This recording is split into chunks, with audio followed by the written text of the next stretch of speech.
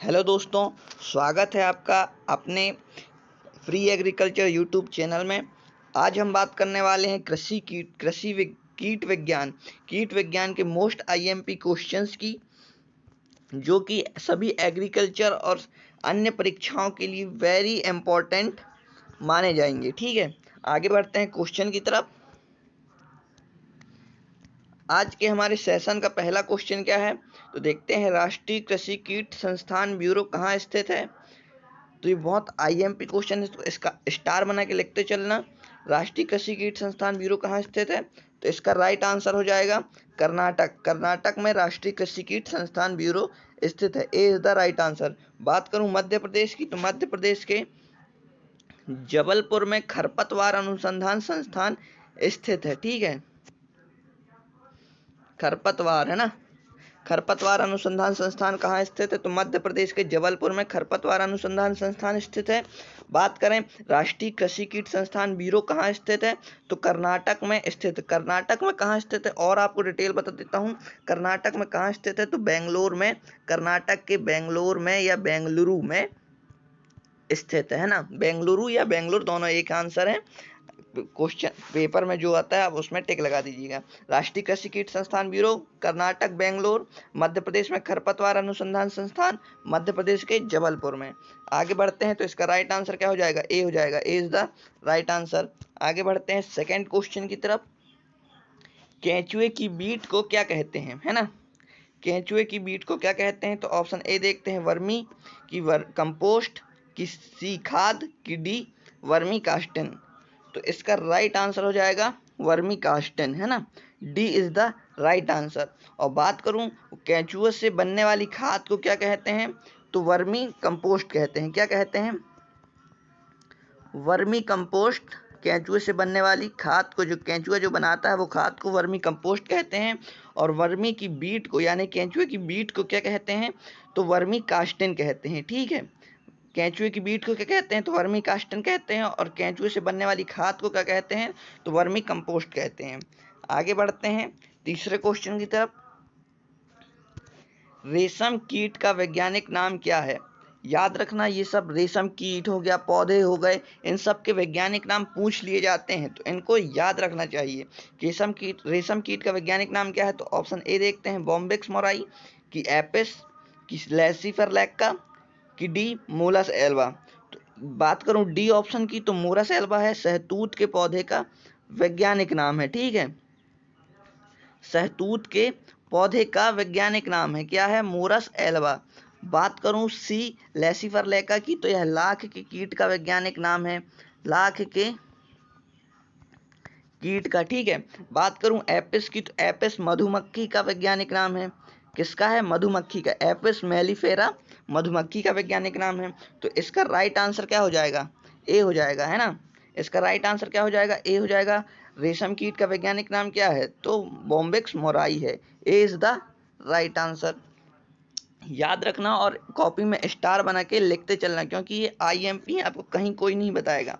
आगे बढ़ते हैं चौथे क्वेश्चन की तरफ।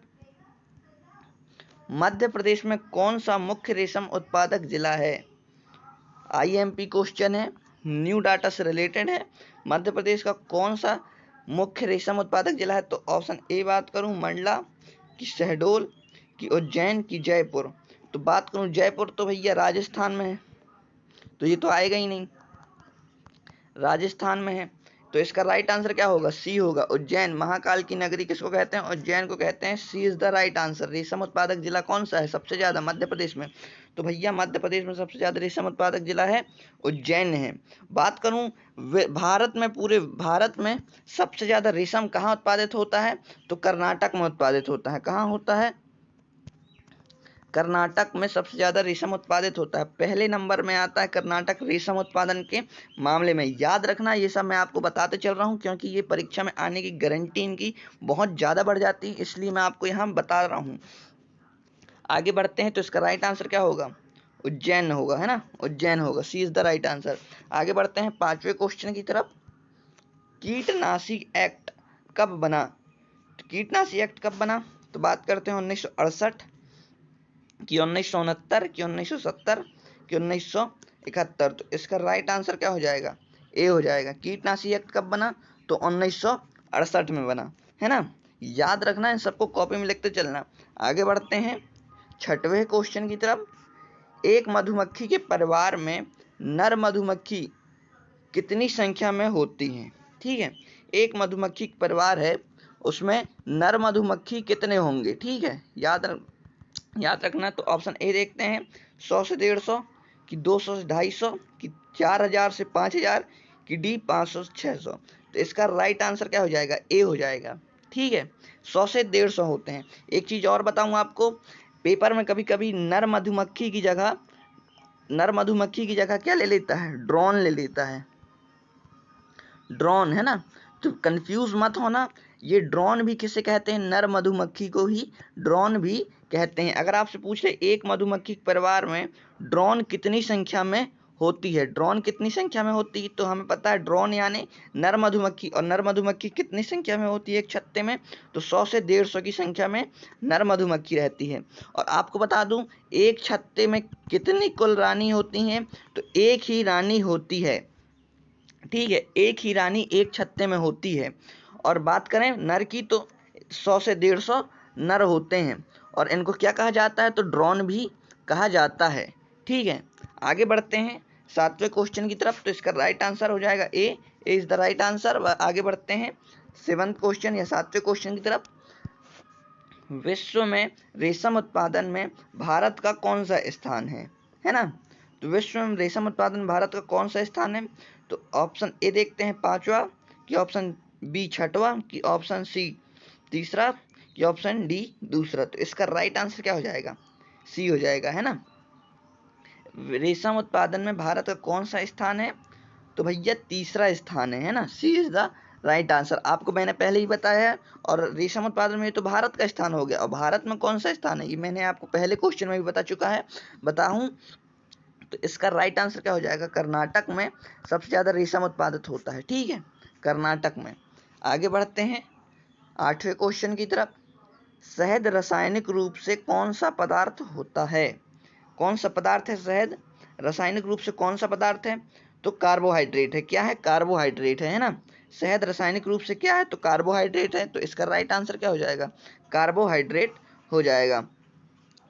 तो आपको एक चीज़ और बता दूं, इम्पोर्टेंट है, थ्योरिटिकल है, ये क्वेश्चन तो पेपर में नहीं आता है, ये वाला जो आपको बता रहा हूँ मैं। बाकी ये क्या है, आपको नॉलेज के लिए रखना चाहिए। एक मधुमक्खी को 1 लीटर शहद जमा करने में कितना दूर चलना पड़ता है? तो लगभग पृथ्वी के 3 राउंड के बराबर उसको 1 लीटर शहद बनाने के लिए उड़ना पड़ता है। याद रखना कितनी मेहनत करती है मधुमक्खी 1 लीटर शहद बनाने के लिए। चलिए आगे बढ़ते हैं। तो इसका राइट आंसर क्या हो जाएगा? कार्बोहाइड्रेट हो जाएगा। ए इज द राइट आंसर। आगे बढ़ते हैं 9वें क्वेश्चन की तरफ। स्थलीय कीटों का मुख्य उत्सर्जन उत्पाद क्या है? आईएमपी है, वेरी आईएमपी है, इसको याद रखना, तभी मैं आपको बता रहा हूँ। स्थलीय कीटों का मुख्य उत्सर्जन उत्पाद क्या होता है? तो ऑप्शन ए की बात करूं, अमोनिया, कि बी यूरिया, कि सी यूरिक एसिड, कि डी खाद, है ना। तो आपको पता है जो अलग सा ऑप्शन दिखे उसको तो हटा दो, वो नहीं आएगा, है ना। डी खाद तो कोई हालत में नहीं दिख रहा है कि खाद आएगा, तो ये तो नहीं होगा। अब बचे 3, तो तीनों की आपको मैं डिटेल बताता हूँ। यूरिया किसके द्वारा निकाला जाता है? तो यूरिया निकाला जाता है, रुक जाए उसको मैं पहले मिटा लूँ। यूरिया किसके द्वारा निकाला जाता है? तो यह स्तनीय जीवों के द्वारा निकाला जाता है। ठीक है, स्थलीय नहीं, स्तनीय, है ना। मनुष्य के द्वारा उत्सर्जन के रूप में क्या निकाला जाता है? तो यूरिया निकाला जाता है। बात करें अमोनिया किसके द्वारा निकाला जाता है? तो जलीय जीवों के द्वारा अमोनिया निकाला जाता है। ठीक है, जलीय जीवों के द्वारा अमोनिया निकाला जाता है। बात करूं यूरिक एसिड, तो यूरिक एसिड इसका राइट आंसर हो जाएगा। C is the right answer. C is the right answer, है ना। स्थलीय कीटों का मुख्य उत्सर्जन उत्पाद क्या है? तो यूरिक एसिड है। ठीक है, आगे बढ़ते हैं। तो इसका राइट आंसर क्या हो जाएगा? यूरिक एसिड हो जाएगा। C is the right answer. फिर से बता दूं, अमोनिया जलीय जंतु के द्वारा, यूरिया स्तनीय जंतु के द्वारा। ठीक है, स्तनीय जंतु के द्वारा उत्सर्जन के रूप में बाहर निकालते हैं। आगे बढ़ते हैं। आपको एक और इसमें याद आ गया मेरे को, एक और आईएमपी चीज बताता हूँ। एक क्वेश्चन आता है, मनुष्य के मूत्र से प्रतिदिन कितने ग्राम यूरिया निकलता है? मनुष्य के मूत्र से प्रतिदिन कितने ग्राम यूरिया निकलता है? तो 30 ग्राम यूरिया निकलता है। ठीक है, कितने ग्राम यूरिया निकलता है मनुष्य के मूत्र से? तो भैया 30 ग्राम यूरिया प्रतिदिन मनुष्य के मूत्र से निकल जाता है। याद रखना IMP है, इसलिए मैं आपको बता रहा हूँ। आगे बढ़ते हैं 10वें क्वेश्चन की तरफ। ठंडे रक्त वाले जीव के नाम से किसे जाना जाता है? IMP है, याद रखना, ऐसे क्वेश्चंस आते हैं पेपर में। ठंडे रक्त वाले जीव के नाम से किसे जाना जाता है? तो ऑप्शन ए देखते हैं, मधुमक्खी, कि ऑप्शन बी रेशम कीट, कि ऑप्शन सी दीमक, कि ऑप्शन डी लाख कीट। तो इसका राइट आंसर क्या हो जाएगा? दीमक हो जाएगा। C is the right answer. ठीक है, ठंडे रक्त वाले जीव किसे कहा जाता है? तो दीमक को कहा जाता है। इसे एग लेइंग मशीन भी कही जाती है। ठीक है, एग लेइंग मशीन। ठीक है, एग लेइंग मशीन भी कही जाती है, याद रखना। आगे बढ़ते हैं, तो इसका राइट आंसर क्या हो जाएगा? दीमक हो जाएगा। C is the right answer. आगे बढ़ते हैं 11वें क्वेश्चन की तरफ। प्रथम कार्बनिक खोजा गया कीटनाशी कौन सा है? IMP है भैया। प्रथम कार्बनिक खोजा गया कीटनाशी कौन सा है? तो ऑप्शन ए देखते हैं 2,4-D, कि ऑप्शन बी DDT, कि सी एंडोसल्फान, कि EDB है ना। तो इसका राइट आंसर क्या हो जाएगा? प्रथम खोजा गया कीटनाशी कौन सा है? तो DDT है। ठीक है, DDT प्रथम कार्बनिक खोजा गया कीटनाशी है। कीटनाशी याद रखना। और प्रथम खोजा गया कार्बनिक शाकनाशी कौन सा है? तो 2,4-D है ना। 2,4-D प्रथम खोजा गया शाकनाशी, याद रखना। शाकनाशी यानी कि खरपतवार भी कहते हैं, खरपतवार नाशी भी शाकनाशी एक ही जैसा होता है ना। खरपतवार नाशी और शाकनाशी एक ही हैं। और प्रथम, तो इसका राइट आंसर क्या होगा? प्रथम खोजा गया कीटनाशी DDT है, और प्रथम खोजा गया शाकनाशी कौन सा है? तो 2,4-D है, याद रखना। IMP, तो इसका राइट आंसर क्या हो जाएगा?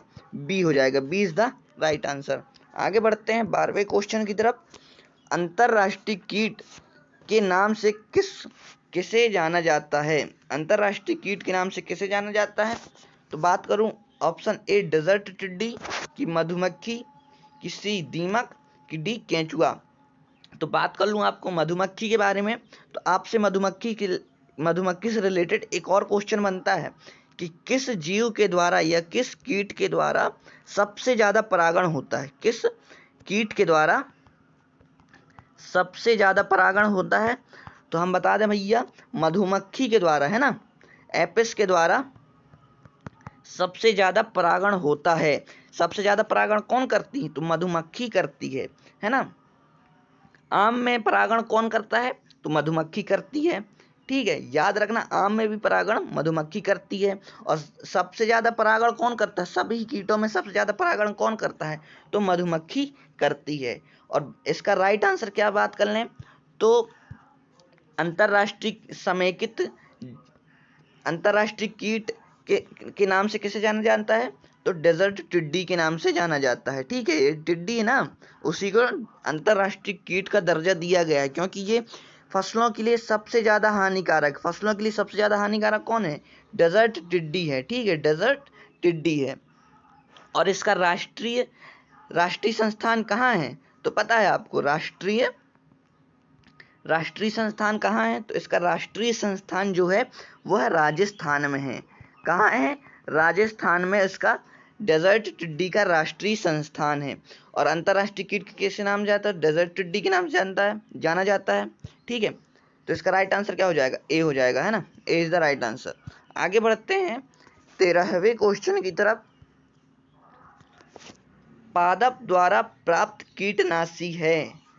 तो ऑप्शन ए देखते हैं, निकोटिन, की ऑप्शन बी DDT, की ऑप्शन सी थाइमिडोथॉइड, की डी मिथाइल, है ना। इसका राइट आंसर क्या हो जाएगा? निकोटिन हो जाएगा, है ना। पादप द्वारा प्राप्त कीटनाशी कौन सा है? तो निकोटिन है। यह किस पौधे से प्राप्त होता है? तो याद रखना, तंबाकू के पौधे से प्राप्त होता है। तंबाकू के पौधे से क्या प्राप्त होता है? निकोटिन प्राप्त होता है। और अगर आपसे कोई पूछ ले तंबाकू का क्रोमोसोम नंबर क्या है, क्रोमोसोम नंबर क्या है तंबाकू का, तो आप बता देना फट से 40 क्रोमोसोम नंबर है, नहीं सॉरी 48 क्या है इसका क्रोमोसोम नंबर है तंबाकू का। ठीक है, तो याद रखना पादप द्वारा प्राप्त कीटनाशी कौन सा है, तो निकोटिन है। ठीक है, और एक और पादप द्वारा प्राप्त कीटनाशी, तो उसका नाम क्या है, पाइरेक्रिन। ठीक है, पाइरेक्रिन और निकोटिन ये दोनों पादप द्वारा प्राप्त होते हैं, ये दोनों कीटनाशी। निकोटिन किसके द्वारा प्राप्त होता है, तो तंबाकू के द्वारा प्राप्त होता है। ठीक है, याद रखना। आगे बढ़ते हैं 14वें क्वेश्चन की तरफ। रानी मधुमक्खी का जीवन काल कितना होता है। आईएमपी है और बेसिक सा क्वेश्चन है, सबसे बन जाना चाहिए।